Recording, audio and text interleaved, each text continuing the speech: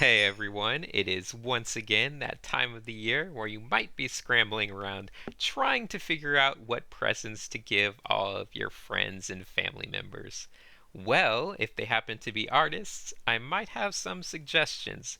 So, this is a fun little video I'm going to call Cynic's Holiday Gift Ideas for Artists.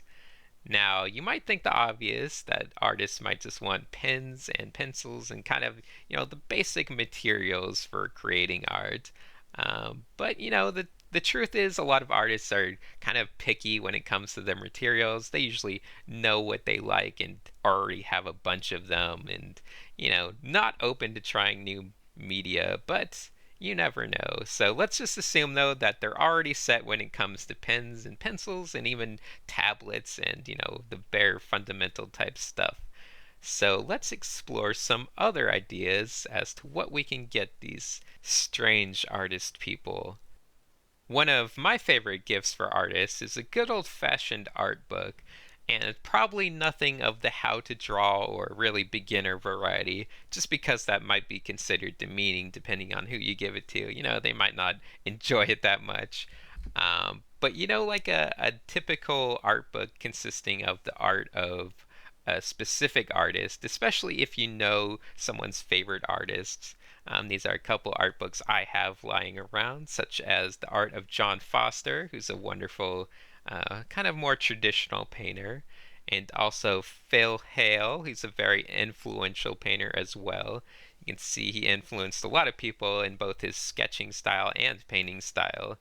And, just like typical art books like that are usually good presents.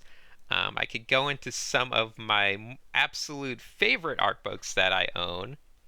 So here we have Structura, the art of Sparth. And Sparth is absolutely one of my favorite artists, especially from a digital painting sense. He was like one of these people that I used to look at his art on conceptart.org, and it definitely kind of got me inspired to start trying digital painting. Before that, I wasn't even interested that much in it, but he has some wonderful books such as Structura. And in fact, he also is, I should note, he did a lot of the art for Halo 4. I believe he was the head art director for Halo 4. So they released a new art book for Halo 4, which might be interesting. I haven't actually played the game yet. I've heard mixed reviews, but regardless of all that, I'm sure the art book is amazing. It features Sparth and also Robo Gabbo, who's another wonderful artist from the conceptart.org community, and there's some other wonderful artists as well. But I'm sure the art book's wonderful, and I've heard some good things about it.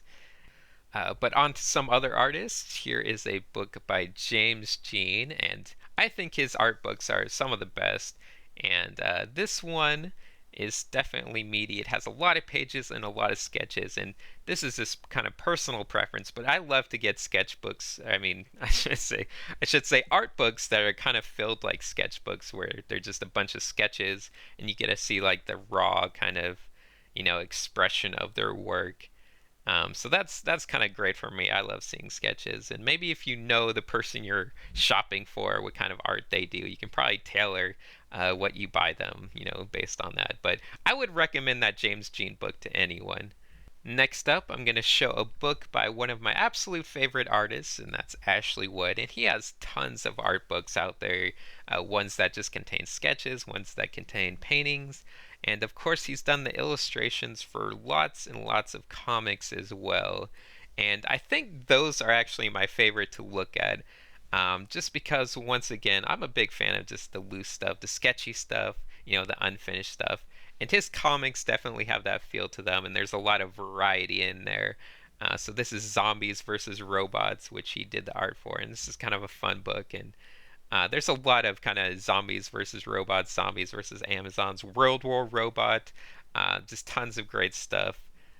Up next is probably the book I'm going to recommend the most strongly out of any of them, and that is The Skillful Huntsman. I especially recommend this to anyone that loves Design Lab episodes. Because this is basically like a design lab book. This came out like I think back in like 2004, and I've had it, and it's probably been one of my favorite art books. It definitely was back when I got it, and it's still kind of great to just go back and look at.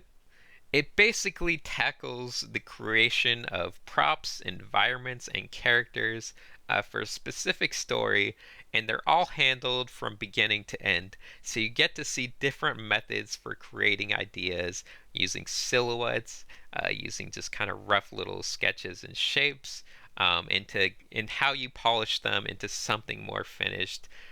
So basically, once again, very similar to what we do with Design Lab, but you get to see some wonderful examples, and it's just, an amazing book to have for anyone that wants to be a concept artist, or just anyone that loves creating characters and environments and props and industrial stuff. So yeah, that's definitely my highest recommended thing. So there's definitely a lot of great art books out there featuring specific artists or themes. But one of the best ways to find good art in books is to look at art of books. And when I say art of books, those usually refer to movies and games and things like that. Anytime they put out a art of book, it usually just is a compilation of the concept art that was created during the process, of creating that movie or game. So a lot of good ones usually revolve around 3D animated movies. For instance, this one is Monster House, The Art of Monster House. And from everything I've seen, that's just a great book. It has tons of amazing paintings inside and sketches and just kind of this wonderful amount of art. And it's, thick, it's beefy, it's got tons of stuff. And there are just amazing amounts of these art of books out there, which is wonderful because it gives artists a wonderful resource of things to look at. Back in the past, a lot of concept art gets made and it's just kind of filed away, never seen. But with these art of books becoming more common, at least everyone gets to see the art and amazing stuff that was created behind the scenes for movies and video games. But you want to be careful with these. You want to scoop them up while you can because things like this, in fact, all art books in general, tend to go out of print fairly fast. Sometimes they just are in print for 1 year only, maybe when the movie came out, or maybe when that artist, published his book. But anyway, yeah, if you know someone's favorite movie or a movie they enjoy the look of, definitely an art of book is something to keep in mind. And you can also look at parkablogs.com is kind of a wonderful resource, a wonderful resource for finding reviews and kind of looking inside tons of different art of books. I think that's kind of what it specializes in, like reviews of art of books. So it's also kind of like a way to look at different art of books that were made over the years, and you can kind of think about movies that you might have forgotten about and that might have great art of books.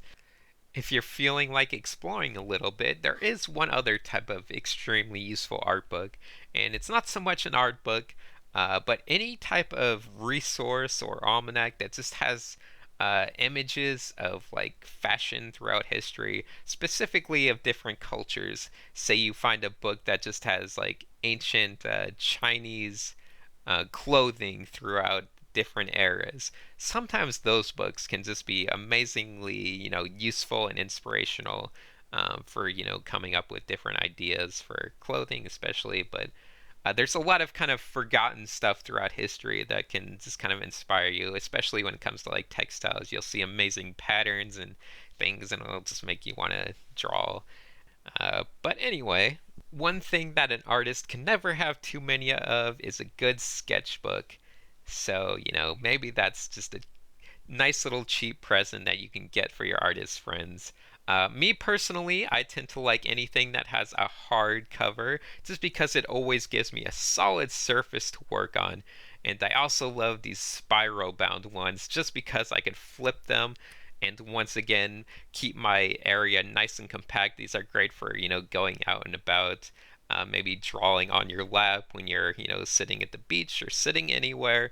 They just have that solid surface. Once again, hardcover, spiral bound, nice and folded up. You don't have to kind of twist the pages to draw on them. But then again, if you're too cool for those types of sketchbooks, there's also the very popular moleskin variety. And people seem to love moleskin sketchbooks. It makes you look very, I don't know, hipsterish, very artistic, very cool with your sketchbook. And there's a lot of different moleskin type sketchbooks out there, which all kind of, look a bit more professional. They make for good presents as well. Now, if you know someone who's a true fantasy nerd, they might enjoy this nice little Hobbit moleskin thing that they're selling at thinkgeek.com, which is just kind of neat. If you really want to get personal with like giving someone a present, you might just kind of customize the outside of a sketchbook yourself. Like buy a nice moleskin somewhere. Maybe you kind of make something on the outside, paint something on it. Just kind of give the cover some extra flair, and that becomes a much more personal and fun present for someone. But if you really want to be cool and unique and a true hipster, just go to your local used bookstore and find the weirdest, oldest book they have. And you can buy these for $2. You can see I have this weird, like, I don't know, Arabic written book that I found, and it's just full of nice tanned pages, nice old, kind of structure. And I've been using that to sketch around in because that makes me extra cool. And don't worry, it's not a Quran or anything. It's some kind of weird James Bond book. I guess that's about it for my artist gift ideas. I'm sorry they were mostly of the book variety, but art books just are very inspirational, and a personalized sketchbook can also be very inspirational to make you draw. And I think that's the best present you can give someone is inspiration. Of course, if you really want to be cool, there's always the option of getting an ever useful human skull. But I won't ask where you got it from. So I think that's about it. Thanks for watching. I hope it was somewhat fun and interesting. Hopefully you guys are working on your design labs, and I hope to get the next video of that up shortly.